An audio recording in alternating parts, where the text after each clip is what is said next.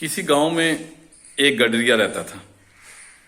गडरिया दरिया के पार अपने जानवरों को चुराने के लिए जाया करता था, जिसमें उसके पास भेड़ थी, बकरियां थी, गाय भैंस वगैरह थी। दरिया के पार जाने के लिए उसको रोज कश्ती वाले को किराया देना पड़ता था, 2 आने जाने के और 2 आने आने के। वो रोज 4 आने खर्च कर देता। गडरिया परेशान था। एक रोज उसने मौलवी साहब से पूछा, जो मौलवी साहब बड़े प्यारी प्यारी बातें करते थे, उनसे पूछा कि मौलवी साहब, मुझे कोई ऐसा तरीका बता दें कि मेरा किराया बच जाए। मुझे दरिया के पार अपने जानवरों को चुराने के लिए जाना पड़ता है। मौलवी साहब ने कहा कि तुम दरिया में अल्लाह का नाम लेके, बिस्मिल्लाह पढ़कर, अल्लाह का नाम लेकर दाखिल हो जाया करो और अपने जानवरों को पीछे लगा लिया करो। इंशाअल्लाह ताला दरिया का पानी रुक जाएगा और तुम दरिया के पार चले जाओगे। वो गडरिया बड़ा खुश हो गया। अगले रोज उसने ऐसे ही किया, बिस्मिल्लाह पढ़ी, लाठी उठाई, दरिया में मारी। दरिया का पानी रुक गया। गडरिया आगे आगे, उसके जानवर उसके पीछे पीछे थे। रोज वो ऐसे ही करता। शाम को जब वापस आता तो फिर वो बिस्मिल्लाह पढ़कर दरिया क्रॉस करके आ जाता था।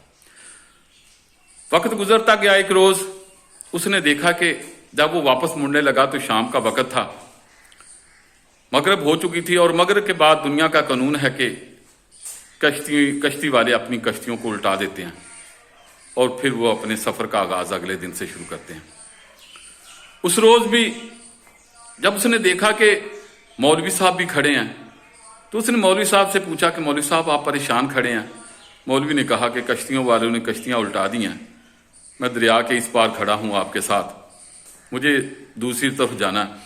तो वो लड़का गडरिया बोला कि मौलवी साहब, इसमें परेशानी वाली क्या बात है? आपने मुझे बताया था कि बिस्मिल्लाह पढ़कर अल्लाह का नाम लो और दरिया में दाखिल हो जाओ, दरिया का पानी रुक जाएगा। मैं तो रोज ऐसे ही करता हूं। मौलवी ने कहा, ये कैसे, ऐसे कैसे? वो उसका मौलवी का यकीन मजबूत नहीं था, जबकि उस मासूम बच्चे का यकीन पुख्ता था। उसने मौलवी साहब से कहा कि मौलवी साहब, मैं आगे आगे चलता हूं, आप मेरे पीछे आ जाएं। उस गडरिये ने बिस्मिल्लाह पढ़ी, दरिया में पांव रखा, इधर का पानी इधर और इधर का पानी इधर रुक गया। लेकिन जैसे ही मौलवी दरमियान में पहुंचा तो वो डूबने लग गया। दरिया की लहरों ने उसको घेर लिया। वो गडरिया फिर से पलटा। उसने मौलवी को अपने कांधों पे उठा लिया और वो बिस्मिल्लाह पढ़ता, अल्लाह का नाम लेता, दरिया के उस पार आ गया। दरिया के पार उसने जब मौलवी को अपने कांधों से उतारा तो उसने मौलवी साहब से पूछा कि मौलवी साहब, आप ही ने तो मुझे ये रास्ता दिखाया था, आप ही ने तो बताया था कि बिस्मिल्लाह पढ़कर दरिया में दाखिल हो जाओ तो दरिया का पानी रुक जाएगा, आप दरिया के उस पार चले जाएंगे।